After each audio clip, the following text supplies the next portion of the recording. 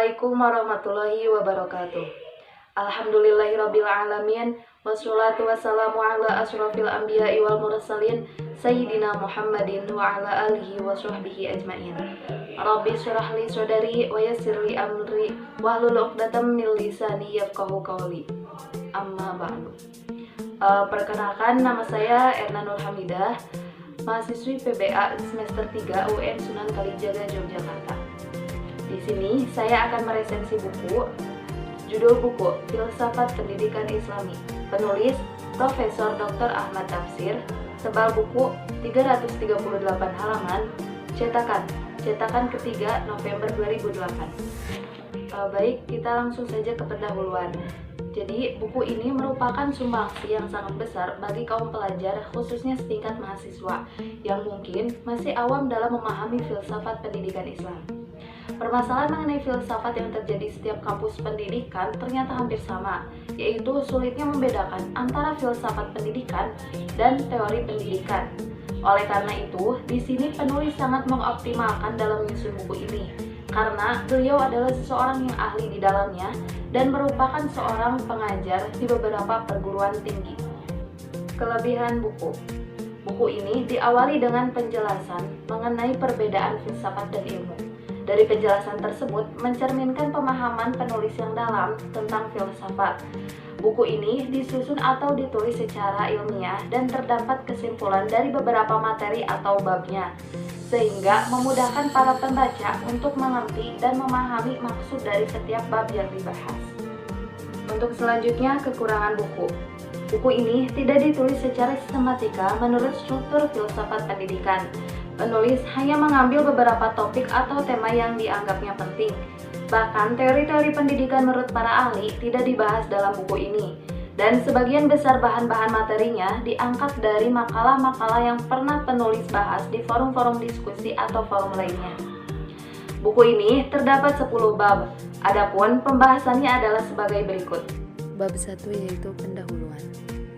Dalam bab ini menjelaskan perbedaan filsafat dan ilmu, sekaligus menceritakan latar belakang penulisan buku ini dan sistematika yang dipakainya dalam pembahasan tiap bab. Kemudian, bab 2, hakikat manusia. Hakikat manusia menurut Tuhan dijelaskan oleh penulis dengan merujuk pada rumusan Al-Quran, bahwa manusia terdiri dari unsur jasmani, akal, dan rohani.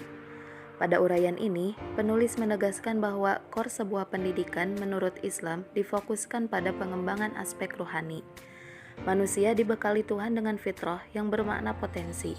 Dengan begitu, manusia memiliki banyak kesempatan untuk mengembangkan dirinya dari waktu ke waktu menjadi lebih baik dan sesuai dengan tujuan penciptaan Tuhan untuk makhluk seluruh alam. Selanjutnya bab 3, hakikat pendidikan. Penulis memegang ucapan Yunani kuno bahwa pendidikan adalah pertolongan kepada manusia agar ia menjadi manusia. Mengapa manusia membutuhkan pertolongan? Karena manusia harus berhasil menjadi manusia sejati dengan segala atribut kemanusiaannya. Orang-orang Yunani memiliki 3 syarat agar seorang manusia layak disebut sebagai manusia. Pertama, memiliki kemampuan mengendalikan diri. Kedua, cinta tanah air. Dan ketiga, berpengetahuan.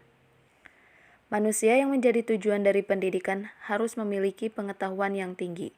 Ia juga harus mampu berpikir benar. Oleh karena itu, orang Yunani berkeyakinan bahwa berpikir dengan cara filsafat atau berfilsafat adalah latihan terbaik untuk mampu berpikir dengan benar. Setelah membahas tentang hakikat manusia dan hakikat pendidikan, pembaca akan mendapatkan paparan tentang dasar pendidikan di bab 4. Penulis merumuskan nilai-nilai yang layak dijadikan dasar untuk memperkuat fondasi pendidikan. Nilai merupakan satu hal yang sangat penting dan utama dalam bidang pendidikan, karena dengan nilai, pendidikan memiliki pijakan dan pedoman untuk menciptakan pendidikan yang kokoh, kuat, inovatif, dan integratif. Menurut penulis, salah satu nilai yang menjadi dasar pendidikan di Indonesia adalah Pancasila, dan pengembangannya menjadi nilai-nilai yang dimanifestasikan menjadi ajaran aktual di semua aspek. Salah satunya adalah pendidikan. Pada bab kelima disebutkan bahwa setiap perjalanan memiliki tujuan, termasuk dalam pelaksanaan pendidikan yang menjadi bentuk tanggung jawab untuk melahirkan generasi-generasi kuat dalam imtak dan iptek. Sebuah tujuan tidak dapat dirumuskan hanya sesuai kehendak hati penguasa, pemilik modal, kebijakan, dan seterusnya. Tujuan pendidikan sama halnya dengan cita-cita yang dibangun untuk dicapai secara bersama-sama. Tujuan pendidikan bukan hanya tentang program, kurikulum, dan lulusan ideal. Tujuan pendidikan haruslah menjadi sebuah hal yang sangat amat agung karena berkenaan dengan ciri kekhasan pendidikan tersebut. Bab ke-6 yaitu kurikulum pendidikan. Penulis mendefinisikan kurikulum yang berarti sebuah program untuk mencapai tujuan pendidikan. Selanjutnya, penulis membangun relasi antara kurikulum, tujuan pendidikan, dan manusia yang baik. Maksudnya adalah manusia yang baik ialah produk dari kurikulum yang dikembangkan, sehingga tujuan pendidikan itu untuk melahirkan manusia-manusia dengan budi pekerti yang luhur. Kemudian bab 7 yaitu peserta didik. Dalam bab ini, penulis menegaskan bahwa istilah yang paling tepat untuk pelajar ialah murid, bukan anak didik atau peserta didik. Hal ini, ia jelaskan bahwa istilah murid merupakan pengaruh dari ajaran agama Islam, sehingga dapat diasumsikan bahwa anak didik atau peserta didik tidak memiliki makna Islami dibandingkan dengan murid.